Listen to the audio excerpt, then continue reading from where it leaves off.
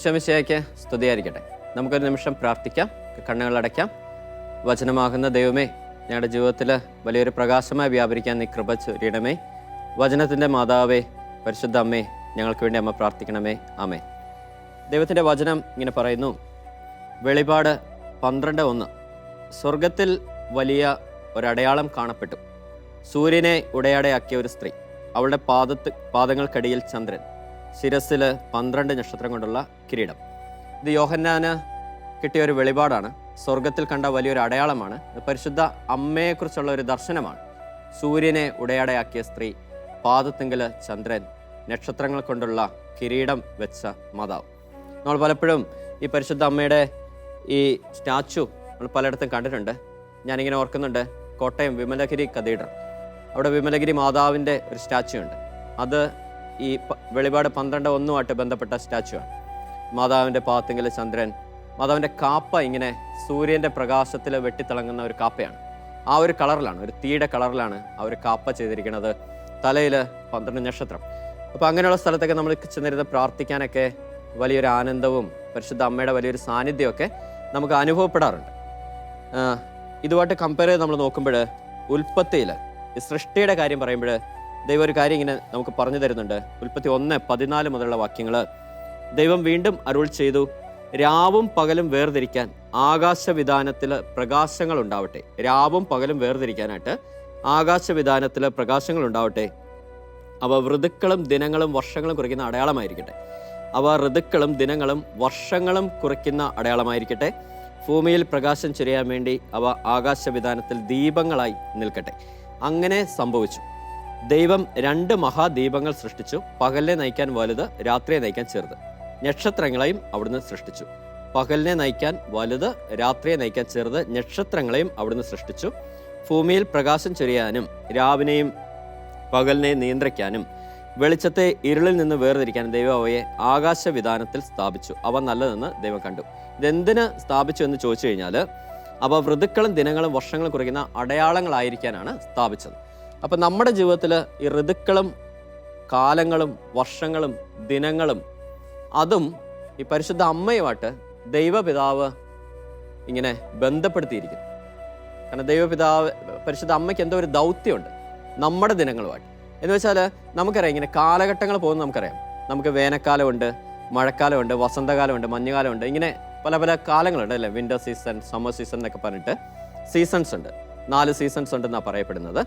അതുപോലെ തന്നെ നമുക്ക് നമ്മുടെ സഭയിലും ആരാധനക്രമത്തിലെ കാലങ്ങളുണ്ട് അല്ലേ. നോമ്പുകാലം, പിറവിക്കാലം, അതുപോലെ ഏലിയാ സ്ലീവ മൂശാക്കാലം, കൈത്താക്കാലം, പള്ളിക്കുദാശക്കാലം എന്നൊക്കെ പറഞ്ഞ കാലങ്ങൾ ഇങ്ങനെ പോകുന്നുണ്ട്. അപ്പം ഇത് ഓരോ കാലഘട്ടത്തിൽ ഈ നക്ഷത്രങ്ങളുടെയും ഇതൊക്കെ അനുസരിച്ചാണ് ഇത് ക്രമപ്പെടുത്തിയിരിക്കുന്നത്. അതുകൊണ്ടാണല്ലോ ജനുവരി 1 തൊട്ട് ഡിസംബർ 12 വരെ ഇങ്ങനെ ഓരോ ഇപ്പോൾ ഈ വെതർ ബ്രോഡ്കാസ്റ്റിംഗ് ഇവരൊക്കെ അതനുസരിച്ചാണ് ഈ വെതറൊക്കെ പ്രഡിക്റ്റ് ചെയ്യുന്നത്. ഇന്ന സമയത്ത് മഴയുണ്ടാവും. അത് ഈ നക്ഷത്രങ്ങളുടെയും ഇതെല്ലാം ഒരു വേരിയേഷൻസ് ഒക്കെ അനുസരിച്ച്, ഭൂമിയുടെയൊക്കെ ആ ഒരു വേരിയേഷൻസ് ഒക്കെ അനുസരിച്ചാണ് ഇവരിതൊക്കെ പ്രഡിക്റ്റ് ചെയ്ത് പറയുന്നത്. അപ്പോൾ നമ്മുടെ കാലഘട്ടത്തിലേക്ക് നോക്കുമ്പോൾ നമ്മുടെ ജീവിതത്തിൽ ഇത് നമ്മുടെ ജീവിതമായിട്ടൊന്ന് കമ്പയർ ചെയ്യുമ്പോൾ നമ്മുടെ ജീവിതത്തിൽ ഇതുപോലെ കുറേ കാലങ്ങൾ ഇങ്ങനെ കടന്നു പോകുന്നുണ്ട്.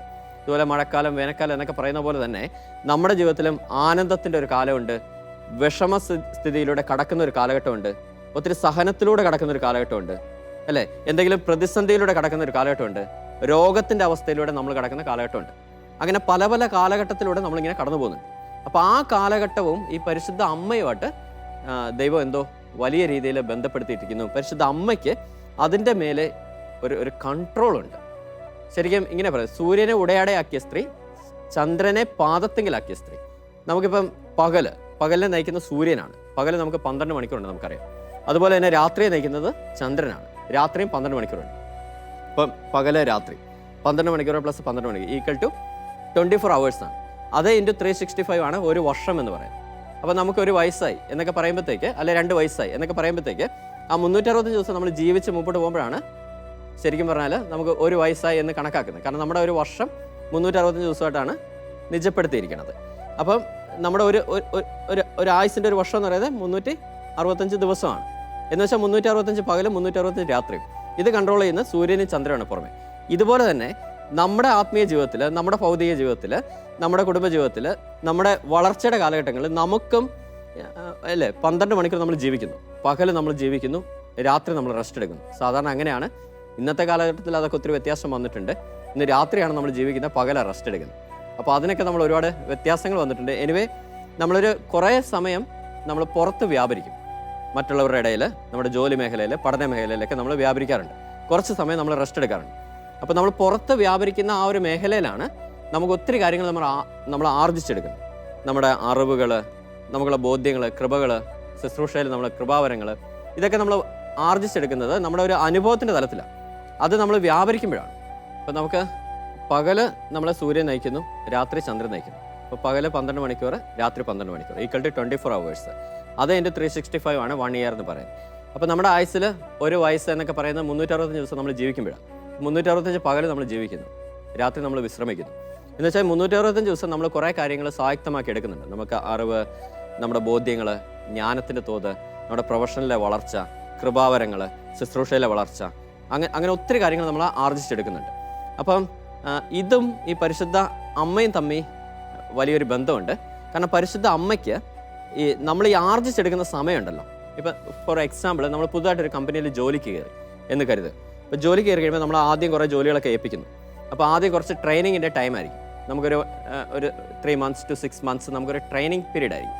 അപ്പോൾ ഈ ട്രെയിനിങ് പീരീഡിൽ നമുക്ക് കുറേ കാര്യങ്ങൾ പഠിക്കാനായിട്ടാണ് തരുന്നത്. അവരുടെ ഒരു വർക്കിംഗ് സ്ട്രാറ്റജി എങ്ങനെയാണ്, എന്തൊക്കെയാണ് അവർ ചെയ്യുന്നത്, അങ്ങനെ കാര്യങ്ങളൊക്കെ പഠിക്കാനായിട്ട് അനുവദിക്കുന്ന സമയമാണ്. അപ്പോൾ അവരിപ്പം കമ്പനി അതോറിറ്റീസൊക്കെ ആഗ്രഹിക്കുന്നത് നമ്മൾക്ക് 3 months അല്ലെ 6 months കൊണ്ടിട്ട് നമ്മൾ ആ കാര്യങ്ങളെല്ലാം പഠിച്ച് വെൽ എക്വിപ്ഡ് ആയിട്ട് നമ്മൾ തന്നെത്താൻ ഒരു കാര്യം ചെയ്യാനായിട്ടുള്ള ഒരു എബിലിറ്റിയിലേക്ക് കടന്നു വരണം. അപ്പോൾ ഒരു 6 months ടൈമാണ് നമുക്ക് പഠിക്കാൻ വേണ്ടി അനുവദിക്കുന്നത്. അപ്പോൾ ആ ഒരു 6 months ടൈം, അല്ലെങ്കിൽ നമ്മളിപ്പം ഒരു ഇൻ്റർവ്യൂവിന് വേണ്ടി പ്രിപ്പയർ ചെയ്യുന്നു. നമുക്കിപ്പോൾ IELTS പ്രിപ്പയർ ചെയ്യുന്നവരുണ്ട്, പുറത്തോട്ട് പോകാനൊക്കെ ഒരുങ്ങുന്നവരുണ്ട്, അല്ലെങ്കിൽ ഒരു ജോലി കിട്ടാൻ വേണ്ടി പ്രിപ്പയർ ചെയ്യുന്നവരുണ്ട്. അതുപോലെ ഇങ്ങനെ ഈ വാല്യൂ അഡീഷൻ ആയിട്ടുള്ള കോഴ്സൊക്കെ ചെയ്തിട്ട് ജോലിക്ക് പോകുന്നവരുണ്ട്, അല്ലെങ്കിൽ ഒരു പർട്ടിക്കുലർ ശുശ്രൂഷയ്ക്ക് വേണ്ടി ഒരുങ്ങുന്നവരുണ്ട്, ഒന്ന് പ്രാർത്ഥിച്ച് ഒരുങ്ങുന്നവരുണ്ട്. അപ്പം അങ്ങനെയൊക്കെ വരുമ്പോഴത്തേക്ക് അതിൻ്റെ ഒരു കാലഘട്ടം ഉണ്ടല്ലോ. ആ കാലഘട്ടത്തിൻ്റെ മേലെ പരിശുദ്ധ അമ്മയ്ക്ക് ഒരു കൺട്രോൾ ഉണ്ട്. കാരണം സൂര്യനെ ഉടയാടയാക്കി ചന്ദ്രനെ പാത്തിങ്കിലാക്കിയ സ്ത്രീക്ക് ഈ പകലിനെയും രാത്രിയെ നിയന്ത്രിക്കുന്ന പോലെ തന്നെ നമ്മുടെ ആത്മീയ ജീവിതത്തിൽ, നമ്മുടെ ഭൗതിക ജീവിതത്തിൽ നമ്മുടെ ഈ കാലഘട്ടത്തിനെ ചലിപ്പിക്കാനുള്ള ഒരു ശക്തി പരിശുദ്ധ അമ്മയ്ക്കുണ്ട്. കാരണം ഇപ്പോൾ ഫോർ എക്സാമ്പിൾ പറയുകയാണെങ്കിൽ, നമുക്കിപ്പോൾ ഒരു മാസമാണ് ഒരു ട്രെയിനിങ്ങിന് നമുക്ക് തന്നിരിക്കുന്നതെന്ന് വെച്ചോ.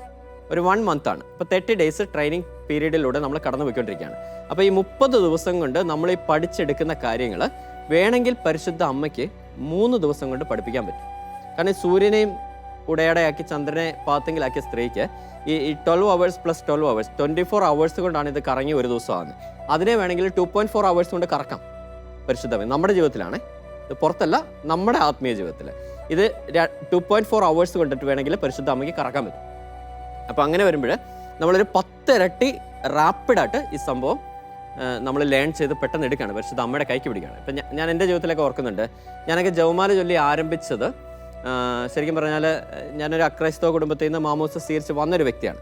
അപ്പോൾ ഞാൻ പഴയ സമുദായത്തിൽ തന്നെ ആയിരുന്നപ്പോൾ ഞാൻ കോളേജിൽ പഠിക്കുന്ന കാലഘട്ടത്തിൽ ഫസ്റ്റ് ഇയർ പഠിക്കുന്ന സമയത്ത് നിലയ്ക്കൽ തോമസ് ലീഗയുടെ തീർത്ഥാടന കേന്ദ്രത്തിൽ ഒരു ധ്യാനം കൂടാനിടയായി. അതാണ് എൻ്റെ ജീവിതത്തിൽ ആദ്യമായിട്ട് കൂടുന്ന ധ്യാനം അതാണ്. അന്ന് അവിടെ ഇങ്ങനെ ഒരു മണൽത്തിട്ടയുണ്ട്. അവിടെ ചെന്ന് എല്ലാവരും മുട്ടുകുത്തി ഈ ജപമാല ചൊല്ലി പ്രാർത്ഥിക്കും. അപ്പോൾ എൻ്റെ കഴുത്തിൽ ജപമാല കിടപ്പുണ്ട്. ചെറുപ്പം തൊട്ട് എനിക്ക് ഭയങ്കര ഇഷ്ടമാണ് ജപമാല കഴുത്തിലിടാൻ. പക്ഷേ ഇത് പ്രാർത്ഥിക്കാനൊന്നും എനിക്ക് അറിയത്തില്ല. ഇതെങ്ങനെയാണ് പ്രാർത്ഥിക്കേണ്ടത്, എങ്ങനെ ഉപയോഗിക്കേണ്ടതെന്നൊന്നും എനിക്കന്ന് അറിയില്ല. അന്ന് ഞാനിങ്ങനെ മുട്ടുകുത്തി ഈ ജപമാല എടുത്ത് ഇങ്ങനെ പ്രാർത്ഥിക്കാൻ തുടങ്ങി. നന്മ നിറഞ്ഞ മറിയമേ നിനക്ക് സ്വസ്തി. അപ്പോൾ അന്ന് ഒരു 203 മണി ജപവും അവിടെ നിന്ന് ചൊല്ലി, മുട്ടയെന്ന് ചൊല്ലി. അത് വല്ലാത്തൊരു അനുഭവമായിരുന്നു. അതിൽ പിന്നെ അമ്മയെ വിട്ട് ഒരു കേസിന് നമ്മൾ പോയിട്ടില്ല. അപ്പം ഈ ജപമാല ചൊല്ലി പ്രാർത്ഥിക്കാൻ തുടങ്ങി കഴിഞ്ഞപ്പോൾ എന്തോ വലിയൊരു ആശ്വാസമൊക്കെ ഉള്ളിൽ കിട്ടുന്ന പോലെ തോന്നി. പിന്നെ അതിങ്ങനെ ഒരു ബുക്കൊക്കെ വാങ്ങിച്ചു, നന്മ നിറഞ്ഞ മറിയമയൊക്കെ ചൊല്ലി പ്രാർത്ഥിക്കാൻ തുടങ്ങി, പഠിക്കാൻ തുടങ്ങി. അത് കഴിഞ്ഞപ്പോൾ എൻ്റെ ജീവിതത്തിൽ വന്നൊരു മാറ്റം എന്താണെന്ന് വെച്ച് കഴിഞ്ഞാൽ, നമ്മളിപ്പോൾ പഠിക്കുന്നത്, ഇപ്പോൾ എഞ്ചിനീയറിംഗിന് പഠിക്കുന്ന കാലഘട്ടമാണ് അത്. അപ്പം എഞ്ചിനീയറിംഗിന് പഠിക്കുമ്പോൾ ആദ്യം ലാംഗ്വേജ് ഒക്കെ ഭയങ്കര ടഫാണ്, പഠിച്ചാൽ മനസ്സിലായത്. അങ്ങനെ ഒരു സിറ്റുവേഷനിൽ നിന്ന് ഈ സാധനം പതുക്കെ മാറാൻ തുടങ്ങും. അപ്പോൾ എൻ്റെ ഒരു സ്വഭാവമുണ്ട്, എനിക്കിങ്ങനെ നോട്ടൊന്നും എഴുതി പഠിക്കുന്നതൊന്നും അങ്ങനെ വലിയ താല്പര്യമൊന്നുമില്ല. അതുപോലെ മണിക്കൂർ കണക്കിന് ഇരുന്ന് പഠിക്കുന്ന ഒരു ശീലമൊന്നും എനിക്കില്ല. അപ്പോൾ ക്ലാസ്സിൽ നന്നായിട്ട് ശ്രദ്ധിച്ചിരിക്കും, ടെക്സ്റ്റ് ബുക്ക് വായിക്കും. ഞാനൊക്കെ ശ്രദ്ധിച്ച ഒരു കാര്യം ഇതുണ്ട്, നമ്മളൊരു 4 മണിക്കൂർ 5 മണിക്കൂർ എടുത്ത് പഠിക്കേണ്ട ഒരു കാര്യങ്ങൾ ഒരു അരമണിക്കൂർ 1 മണിക്കൂർ കൊണ്ട് നമ്മുടെ തലയ്ക്കകത്ത് ഇങ്ങനെ ലോജിക്കൊക്കെ കത്താൻ തുടങ്ങും. അപ്പോൾ എന്തോ ഒരു മാറ്റം വരാൻ തുടങ്ങിയിട്ടുണ്ട് ഈ പരിശുദ്ധ അമ്മയുടെ കൈക്ക് പിടിച്ചപ്പോൾ. അപ്പോഴേ നമുക്കറിയാം എന്തോ ഒരു സ്പീഡപ്പ്, ഒരു ആക്ഷനിൽ സ്പീഡപ്പ് ആവുന്നു. പെട്ടെന്ന് നമുക്കൊരു മെച്യൂരിറ്റി ലെവലുണ്ടല്ലോ. നമ്മളൊരു കാര്യത്തിൽ നിന്ന് മറ്റൊരു കാര്യം ചെയ്യുമ്പോഴത്തേക്ക് നമ്മുടെ മൈൻഡ്, നമ്മുടെ ശരീരം, നമ്മുടെ ചിന്താഗതി ഇതൊക്കെ മാറുന്നൊരു കാലഘട്ടം ഉണ്ടല്ലോ. ഇതും പെട്ടെന്ന് റാപ്പിഡായിട്ട് അങ്ങ് ചേഞ്ച് ചെയ്യാൻ തുടങ്ങും. ആ സമയത്താണ് എൻ്റെ അപ്പന് വലിയൊരു ആക്സിഡൻ്റ് ആവുന്നത്. അപ്പോൾ അപ്പനിങ്ങനെ കടന്നു പോകുന്നു. കുടുംബത്തിൻ്റെ ഉത്തരവാദിത്തങ്ങൾ മൊത്തം ഒറ്റയ്ക്ക് കൈകാര്യം ചെയ്യേണ്ട ഒരു അവസ്ഥയിലേക്ക് വരുവാണ്.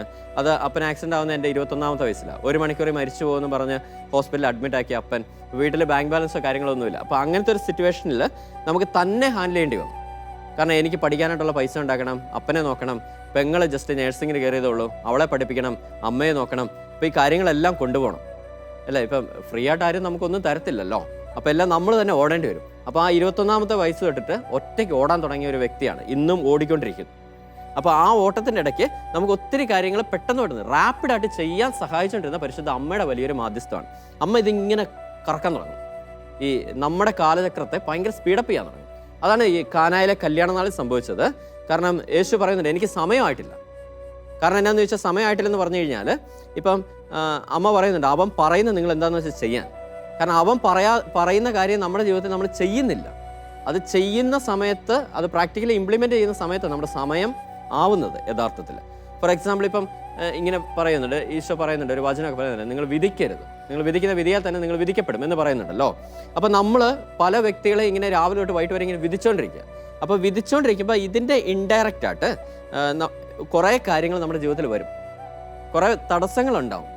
കാരണം നമ്മുടെ ഒരു സ്വഭാവം എന്ന് പറഞ്ഞാൽ വിധിക്കല. നീ വിധിക്കുന്ന വിധിയാൽ തന്നെ നീയും വിധിക്കപ്പെടും എന്നാണ് പറയുന്നത്. അപ്പോൾ അതിൻ്റേതായിട്ടുള്ള ഒരു പ്രശ്നങ്ങൾ നമ്മുടെ ജീവിതത്തിൽ ഇങ്ങനെ പാരലായിട്ട് ഇങ്ങനെ വന്നുകൊണ്ടേയിരിക്കും.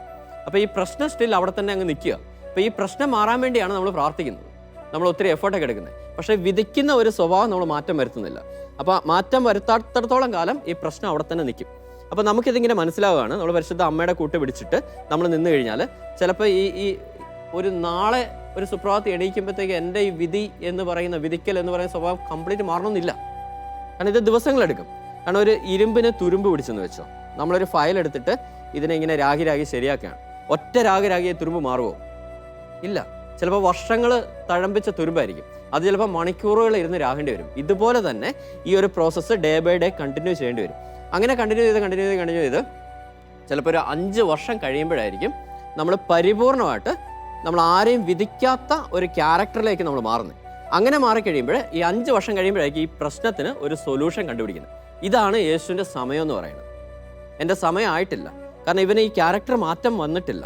ഇവന് മാറ്റം വരണമെങ്കിൽ ചിലപ്പോൾ ഇതിപ്പോൾ 2022ആണ്, നമ്മളിനി 2027 ഈ ഒരു ക്യാരക്ടറിന് മാറ്റം വരുന്നത്. അപ്പോഴായിരിക്കും ഈ പ്രശ്നം മാറാനായിട്ട് ദൈവം അനുവദിച്ചിരിക്കുന്ന സമയം. പക്ഷെ നമ്മൾ പരിശുദ്ധ അമ്മയുടെ കൈക്ക് പിടിക്കുകയാണെങ്കിൽ അമ്മ എന്ത് ചെയ്യുമെന്ന് വെച്ച് കഴിഞ്ഞാൽ ഈ സാധനത്തിന് പുറകോട്ട് വലിക്കാൻ തുടങ്ങും. കാരണം ഇത് പെട്ടെന്ന് നമ്മുടെ കാലഘട്ടത്തെ പടപടപടപടാന്ന് കറക്കാൻ തുടങ്ങിയിട്ട് ഈ 2022 ചിലപ്പോൾ എൻഡിൽ ഈ ഡിസംബർ മാസം നമ്മൾ ഈ വിധിക്കുന്ന സ്വഭാവം മാറാനായിട്ട് പരിശുദ്ധ അമ്മ നമ്മളെ സഹായിക്കും, പരിശുദ്ധ അമ്മയുടെ കൂട്ട് പിടിച്ചു കഴിഞ്ഞാൽ. അപ്പോൾ ഈ 5 വർഷം കൊണ്ട് പോകേണ്ട ഒരു സാധനം ചിലപ്പോൾ ഒരു 5 മാസം കൊണ്ട് നമുക്കിതിനെ ഓവർകം ചെയ്ത് അപ്പുറം കടത്താനായിട്ട് പറ്റും. കാരണം അത് പരിശുദ്ധ അമ്മയ്ക്ക് കൊടുത്തിരിക്കുന്ന ഒരു അതോറിറ്റിയാണ്. അതുകൊണ്ടാണ് വെളിപാടിൻ്റെ പുസ്തകത്തിൽ എക്സാക്റ്റ് സ്വർഗത്തിൽ കണ്ട ഒരു ദർശനമായിട്ടാണ് യോഹന്നാൻ അവിടെ അവതരിപ്പിച്ചിരിക്കുന്നത്. സൂര്യനെ ഉടയാടയാക്കി, ചന്ദ്രനെ പാത്തെങ്കിലാക്കി, നക്ഷത്രങ്ങൾ കൊണ്ട് കിരീടമണിഞ്ഞ ഒരു സ്ത്രീ. ഇത് ഈ കാലചക്രത്തെ നിയന്ത്രിക്കാനായിട്ട് അവക്കൊരു അധികാരമുണ്ടെന്ന് നമ്മളോട് ദൈവം പറഞ്ഞ് പഠിപ്പിക്കുക നമ്മളെ ശരിക്കും. അപ്പോൾ പരിശുദ്ധ അമ്മയുടെ കൈക്ക് പിടിച്ചു കഴിഞ്ഞാൽ ഈ സംഭവം സംഭവിക്കും. അപ്പോൾ ഈ 2022 ഡിസംബർ മാസം ആകുമ്പോഴത്തേക്ക് സംഭവം ഓക്കെ ആവും. അതുകൊണ്ടാണ് ഈ സമയമാകാനിട്ട് പോലും പരിശുദ്ധ അമ്മയുടെ മാധ്യസ്ഥ പ്രകാരം യേശു അത് ചെയ്തു കൊടുത്തത്. കാരണം എന്താണെന്ന് പറഞ്ഞാൽ അവൻ പറഞ്ഞത് ചെയ്യാൻ. അവൻ അന്ന് പറഞ്ഞത് കൽഭരണികൾ നിറച്ച് വെള്ളം നിറയ്ക്കാനാണ് പറഞ്ഞത്. ശൂന്യമായ കൽഭരണികൾ നിറച്ച് വെള്ളം നിറയ്ക്കുക എന്ന് വെച്ചാൽ അത് ശൂന്യമായിരുന്നു, അതിനകത്തൊന്നുമില്ല. കാരണം കൽഭരണി വെള്ളം ഒഴിച്ച് വെക്കാൻ, അത് വെള്ളം ഒഴിച്ച് വെച്ചേ പറ്റത്തുള്ളൂ അതിനകത്ത്. അപ്പോൾ അത് വെള്ളം നിറച്ച് വെക്കുക എന്നൊരു ഉത്തരവാദിത്വം നമുക്ക് ഉണ്ടാവണം. അല്ല, ഈ ഇടയ്ക്ക് റീസെൻ്റായിട്ട് ഒരു സിനിമ ഉണ്ടായിരുന്നു, അതിനകത്ത് ഇങ്ങനെ ഒരു ക്ലോക്ക് കാണിക്കുന്നുണ്ട്. അപ്പോൾ ക്ലോക്കിനകത്ത് അയാൾ ചോദിക്കുക ഇതിൻ്റെ സമയം എത്രയായിരുന്നു.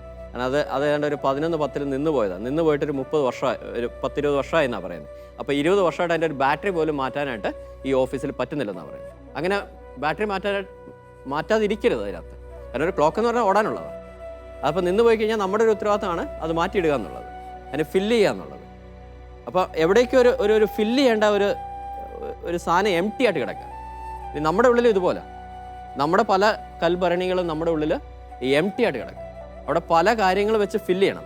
കാരണം ഇപ്പം ഫോർ എക്സാമ്പിൾ ഇപ്പോൾ ഒരു മീഡിയയിലൊക്കെ നിൽക്കുന്ന ഒരു വ്യക്തി, ഇപ്പം നന്നായിട്ടൊരു ഷൂട്ട് ചെയ്യുന്നൊരു വ്യക്തി, അവർ ക്യാമറയെക്കുറിച്ചും അതിനെക്കുറിച്ച് എല്ലാം നന്നായിട്ട് അറിയണ്ടേ. അല്ല ചുമ്മാ ഒരു ക്യാമറ എടുത്തുകൊണ്ട് ഒരു സുപ്രഭാതത്തിൽ ചെന്നിട്ട് കുറേ കാര്യം ഷൂട്ട് ചെയ്തിട്ട് പോരാൻ പറ്റുമോ? പറ്റത്തില്ല. അപ്പോൾ അതിനെക്കുറിച്ച് എക്സാക്റ്റ് എല്ലാ കാര്യങ്ങളും അയാൾ മനസ്സിലാക്കിയിരിക്കണം. മനസ്സിലാക്കിയിരുന്നെങ്കിൽ മാത്രമേ അയാളുടെ ഉള്ളിൽ നിന്ന് അതുപോലെ നല്ലൊരു സാധനം പുറത്തു വരത്തുള്ളൂ എന്ന് പറഞ്ഞ പോലെ തന്നെ. അപ്പം ഈ ശൂന്യമായ കൽഭരണി, അതിനകത്തോട്ട് ഇങ്ങനത്തെ കുറേ നോളജ് കാര്യങ്ങളെല്ലാം നമ്മൾ നിറയ്ക്കേണ്ടിയിരിക്കുന്നു. എന്നിട്ട് അതിനകത്തുനിന്ന് വിളമ്പുന്ന ഒരു സാധനമാണ് നല്ലൊരു പ്രൊഡക്റ്റായിട്ട് പുറത്തോട്ട് വരും. അപ്പോൾ ആ കാര്യങ്ങൾ അതുങ്ങൾ പെട്ടെന്ന് ചെയ്യാൻ തുടങ്ങി. അത് ചെയ്യാനായിട്ട് പരിശുദ്ധ അമ്മയെ സഹായിച്ചത് അവിടെ ഇമ്മീഡിയറ്റ് നിറച്ചോളാൻ പറഞ്ഞു. അപ്പോൾ ആ ടൈമിനെ അങ്ങോട്ട് ഷോർട്ടൻ ചെയ്യുക. ഇതുപോലെ തന്നെ നമ്മുടെ ജീവിതത്തിൽ. അതുപോലെയൊക്കെ ഞാൻ ഓർക്കുന്നുണ്ട്, ഞാൻ ശുശ്രൂഷയിലേക്കൊക്കെ വന്ന കാലഘട്ടം. അന്നൊക്കെ ഞാൻ ആദ്യമായിട്ട് എൻ്റെ മനസ്സിലെ ശുശ്രൂഷ എന്ന് പറയുന്നത്, എനിക്കിങ്ങനെ കൺവേർഷനൊക്കെ കഴിഞ്ഞു 2010. അത് കഴിഞ്ഞിട്ട് എനിക്കൊരു ശുശ്രൂഷ ചെയ്യണമെന്ന് ഭയങ്കര ആഗ്രഹം. അപ്പം ഞാൻ വന്നത് ഒരു ധ്യാന കേന്ദ്രത്തിൽ പാത്രം കഴിയാൻ. അപ്പം എനിക്ക് അടുക്കളയിൽ ഈ പാത്രം കഴിയണം, അതാണ് എൻ്റെ ഒരു ആഗ്രഹം. അങ്ങനെ അവിടെ വന്നപ്പോഴത്തേക്ക് ആ ധ്യാനഗുരു എന്നോട് പറഞ്ഞു, പാത്രം ഒന്നും കഴിയണ്ട, ചെന്ന് മധ്യസ്ഥ പ്രാർത്ഥന ഇരുന്ന് പ്രാർത്ഥിച്ചോളാൻ പറഞ്ഞു. അപ്പോൾ അവിടെ ചെന്നപ്പോൾ ഇങ്ങനെ മെറ്റിലെ നിന്ന് എല്ലാവരും മുട്ടുകുത്തി ജവമാല ചൊല്ലി പ്രാർത്ഥിക്കും. അപ്പോൾ അവിടെ അങ്ങനെ ഒരു സാഹചര്യത്തിൽ ആദ്യമായിട്ട് മെറ്റിലെ നിന്ന് പ്രാർത്ഥിക്കാൻ തുടങ്ങി. അത് കഴിഞ്ഞപ്പോഴത്തേക്ക് ഒരു 10 മിനിറ്റ് ഒരു ടെസ്റ്റ് മണിയൊക്കെ പറയാൻ തുടങ്ങി. പിന്നെ പെട്ടെന്നുള്ളൊരു വളർച്ചയാണ്. ശരിക്കും പരിശുദ്ധ അമ്മയുടെ കൈക്ക് പിടിച്ച് തന്നെയാണ് അത് വളരുന്നത്. അതുപോലെ നമ്മുടെ പ്രൊഫഷനിൽ ഇപ്പോൾ ജോലിക്കൊക്കെ കയറി നമ്മൾ പുതുതായിട്ടൊരു ഉത്തരവാദിത്തം ഏൽപ്പിച്ചു. അപ്പോൾ 2 ആഴ്ച ടൈം ഞാനിടും. എന്നെ ഒരു പുതുതായിട്ടൊരു ഉത്തരവാദിത്തം ഏൽപ്പിച്ചു കഴിഞ്ഞാൽ, ഇപ്പോൾ ഒരു 10-13 വർഷമായിട്ട് വർക്ക് ചെയ്യുവാണ്. അപ്പോൾ ഒരു പുതുതായിട്ട് നമ്മളെ ഒരു ഉത്തരവാദിത്തം ഏൽപ്പിച്ചു കഴിഞ്ഞാൽ നമ്മൾ എന്ത് ചെയ്യുന്ന പറഞ്ഞാൽ 2 ആഴ്ച ഒന്ന് ഗ്യാപ്പ് ഇട്ടിട്ട് 2 ആഴ്ച ഒരു പ്ലാൻ ഉണ്ടാക്കും. ഈ പ്ലാൻ ഉണ്ടാക്കുന്ന പരിശുദ്ധ അമ്മയുടെ കൂട്ടുപിടിച്ചിട്ടാണ്. ഇതെങ്ങനെ എക്സിക്യൂട്ട് ചെയ്യാം, ഇതെങ്ങനെ പോകാം, എങ്ങനെ റിപ്പോർട്ട് ഉണ്ടാക്കാം, ഈ കാര്യങ്ങളെല്ലാം ഒരു പ്ലാൻ ആക്കിയിട്ട് 2 ആഴ്ച കഴിഞ്ഞൊരു മീറ്റിംഗ് ഇട്ടിട്ട് സംഭവം എക്സിക്യൂട്ട് ചെയ്ത് ആ സാധനം അങ്ങ് ഇംപ്ലിമെൻറ്റ് ചെയ്യും. അത് ഇമ്മീഡിയറ്റ് തന്നെ നമുക്ക് റിസൾട്ട് വരും. നമ്മുടെ കുടുംബത്തിൻ്റെ ഒരു വളർച്ച, ഓരോ കാര്യങ്ങൾ ഹാൻഡിൽ ചെയ്യുന്ന വിധം, അതുപോലെ സംസാരിക്കുന്ന രീതി, ഒരു ആറ്റിറ്റ്യൂഡ് ലെവൽ, കാര്യങ്ങൾ ഇതെല്ലാം റാപ്പിഡായിട്ട് അങ്ങ് ചേഞ്ച് ചെയ്യും. ഇമ്മീഡിയറ്റ് ആണ്. അത് പരിശുദ്ധ അമ്മയുടെ വലിയൊരു സാന്നിധ്യം കൊണ്ടാണ്. കാരണം പരിശുദ്ധ അമ്മയ്ക്ക് അങ്ങനെ ഒരു കഴിവ് ദൈവം കൊടുത്തിട്ടുണ്ട്, ഈ കാലചക്രത്തെ ചലിപ്പിക്കാനായിട്ട്. ഇത് സ്ലോ ആക്കാനും ഒക്കെ പറ്റും. എന്ന് വെച്ചാൽ ഒരു ദൈവവിശ്വാസം ഇല്ലാത്തൊരു വ്യക്തിക്ക് ചിലപ്പോൾ 2.5 വർഷം കൊണ്ട് വളരേണ്ടത് 25 വർഷം എത്തിയാലും വളരില്ല. പിടികിട്ടുന്നുണ്ടോ? അപ്പോൾ കർത്താവിൻ്റെ ഒരു ദൈവവിശ്വാസം ഇല്ലാത്തൊരു വ്യക്തിക്ക്, പരിശുദ്ധ അമ്മയുടെ ഒരു ഭക്തി ഇല്ലാത്തൊരു വ്യക്തിക്ക് 2.5 വർഷം കൊണ്ട് വളരേണ്ടത് 25 വർഷം ആയാലും ചിലപ്പോൾ നടക്കില്ല ചില കാര്യങ്ങളൊക്കെ. ചിലരുടെ ജീവിതത്തിൽ അങ്ങനെയുണ്ട്. കാരണം ദൈവം വലിഞ്ഞു കയറി വന്ന് ഒന്നും ചെയ്യത്തില്ല കേട്ടോ. അവനെ ക്ഷണിച്ചു കഴിഞ്ഞാൽ അമ്മ, ഇതുപോലെ തന്നെ പരിശുദ്ധ അമ്മയുടെ കാര്യത്തിൽ അമ്മയെ ക്ഷണിച്ചു കഴിഞ്ഞാൽ അമ്മ വന്ന കാര്യങ്ങളെല്ലാം ഭംഗിയായിട്ട്. അപ്പോൾ നമ്മുടെ ജീവിതത്തിൽ പരിശുദ്ധ അമ്മയ്ക്ക് അങ്ങനെ വലിയൊരു റോളുണ്ട്. നമ്മുടെ കാലചക്രത്തിൽ, നമ്മുടെ കാലങ്ങളുടെ ഈ ഋതുക്കളും കാലങ്ങളും സമയങ്ങളും ദിനങ്ങളൊക്കെ കൺട്രോൾ ചെയ്യാനായിട്ട് പരിശുദ്ധ അമ്മയ്ക്ക് കഴിവുണ്ട്.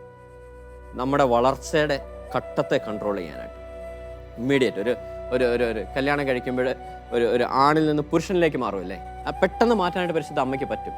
ഇനി ഒരു കുഞ്ഞ് ജനിക്കുമ്പോൾ അപ്പനിലേക്ക് മാറുമല്ലേ, അപ്പനിലേക്ക് മാറാനായിട്ട്. ഒരു പെണ്ണിൽ നിന്ന് സ്ത്രീയിലേക്ക് മാറാനായിട്ട്, സ്ത്രീയിൽ നിന്ന് അമ്മയിലേക്ക് മാറാനായിട്ട്. ഇനി ഒരു വിദ്യാർത്ഥിയിൽ നിന്ന് ജോലിക്കാരനിലേക്ക് മാറാൻ വേണ്ടി. ഇതൊക്കെ ഇമ്മീഡിയറ്റ് തന്നെ പരിശുദ്ധ അമ്മയ്ക്ക് നമ്മുടെ ജീവിതത്തിൽ ചെയ്തു തരാൻ പറ്റും. അതാണ് വെളിപാട് 12:1 നമ്മളെ പഠിപ്പിക്കുന്നത്. സൂര്യനെ ഉടയാടയാക്കിയ സ്ത്രീ, പാദത്തിങ്കൽ ചന്ദ്രനെ വെച്ചേക്കണ സ്ത്രീ, നക്ഷത്രങ്ങൾ കൊണ്ടുള്ള കിരീടം വെച്ചിരിക്കുന്ന ആ പരിശുദ്ധ അമ്മയിലേക്ക് നമുക്ക് നോക്കാം. ആ അമ്മയുടെ മുഖത്തേക്ക് നോക്കാം, നമുക്ക് പ്രാർത്ഥിക്കാം. പരിശുദ്ധ അമ്മേ, ഞങ്ങളുടെ ജീവിതത്തിൻ്റെ ഓരോ ദിനങ്ങൾ, ഓരോ സമയങ്ങൾ, ഞങ്ങളെ ഏൽപ്പിച്ചിരിക്കുന്ന ഓരോ കാര്യങ്ങൾ, അതുപോലെ ഞങ്ങളുടെ ജീവിതത്തിൽ കടക്കുന്ന ഓരോ സിറ്റുവേഷൻസ്, സന്തോഷത്തിൻ്റെ കാലഘട്ടമായിക്കൊള്ളട്ടെ, സങ്കടത്തിൻ്റെ കാലഘട്ടമായിക്കൊള്ളട്ടെ, സഹനത്തിൻ്റെ കാലഘട്ടമായിക്കൊള്ളട്ടെ, ഒറ്റപ്പെടലിൻ്റെ കാലഘട്ടമായിക്കൊള്ളട്ടെ, അതിജീവനത്തിൻ്റെ കാലഘട്ടമായിക്കൊള്ളട്ടെ, രോഗാവസ്ഥയിലൂടെ കടക്കുന്ന ഒരു കാലഘട്ടമായിക്കൊള്ളട്ടെ, ഇനി എന്തിനേലും വേണ്ടി ഒരുങ്ങുന്ന ഒരു കാലഘട്ടമായിക്കൊള്ളട്ടെ, വിവാഹത്തിന് വേണ്ടി, വൈദികനാവാൻ വേണ്ടി, സിസ്റ്റർ ആവാൻ വേണ്ടി, ഒരു ശുശ്രൂഷകനാവാൻ വേണ്ടി, ശുശ്രൂഷകയാവാൻ വേണ്ടി, ഒരു പ്രൊഫഷണലിൽ വിജയിക്കാൻ വേണ്ടി, അല്ല ഒരു ബിസിനസ് തുടങ്ങാൻ വേണ്ടി, ഏത് മേഖല ആയിക്കൊള്ളട്ടെ, അതിനുവേണ്ടി ഒരുങ്ങുന്ന കാലഘട്ടങ്ങളെ മുഴുവൻ അമ്മയുടെ കരങ്ങളിലേക്ക് സമർപ്പിക്കുന്നു. ഞങ്ങൾ കടക്കുന്ന ഓരോ കാലഘട്ടങ്ങളെയും പരിശുദ്ധ അമ്മയെ നിന്റെ കരങ്ങളിലേക്ക് സമർപ്പിക്കുന്നു. നീ ഞങ്ങളുടെ കാലചക്രം ചലിപ്പിക്കണമേ. നിനക്ക് അതിനുള്ള അധികാരം ദൈവപിതാവ് തന്നിട്ടുണ്ടല്ലോ. നീ ഞങ്ങളുടെ കാലചക്രം ചലിപ്പിക്കണമേ. ഞങ്ങളെ കൃപയിൽ നിന്ന് കൃപയിലേക്ക്, കഴിവിൽ നിന്ന് കഴിവിലേക്ക്, നന്മയിൽ നിന്ന് നന്മയിലേക്ക് നീ നയിക്കണമേ. ഞങ്ങളുടെ കുഞ്ഞു മക്കളെയൊക്കെ സമർപ്പിച്ച് പ്രാർത്ഥിക്കുന്നു. പ്രത്യേകിച്ച് ഞങ്ങളുടെ കുടുംബങ്ങളിലായിരിക്കുന്ന കുഞ്ഞു മക്കളെയൊക്കെ സമർപ്പിക്കുന്നു. അവരുടെ ഒരു ജ്ഞാനത്തിൻ്റെ വളർച്ച, കൃപയുടെ വളർച്ചയൊക്കെ അമ്മേ നീ നിയന്ത്രിക്കണമേ, നീ കാത്തുകൊള്ളണമേ. നിന്റെ നീലക്കാപ്പയാൽ പൊതിയണമേ. നന്മ നിറഞ്ഞ മറിയമേ സ്വസ്തി, കർത്താവ് നിന്നോടുകൂടെ സ്ത്രീകൾ നീ അനുഗ്രഹിക്കപ്പെട്ടവളാവുന്നു. നിന്റെ ഉദരത്തിൻ ഫലമായി ഈശോ അനുഗ്രഹിക്കപ്പെട്ടവനാവുന്നു. പരിശുദ്ധ മറിയമേ തമ്പുരാൻ്റെ അമ്മേ, പാപികളായ ഞങ്ങൾക്ക് വേണ്ടി ഇപ്പോഴും ഞങ്ങളുടെ മരണസമയത്തും തമ്പുരാനോട് അപേക്ഷിച്ചുള്ളമേ. ആമേൻ.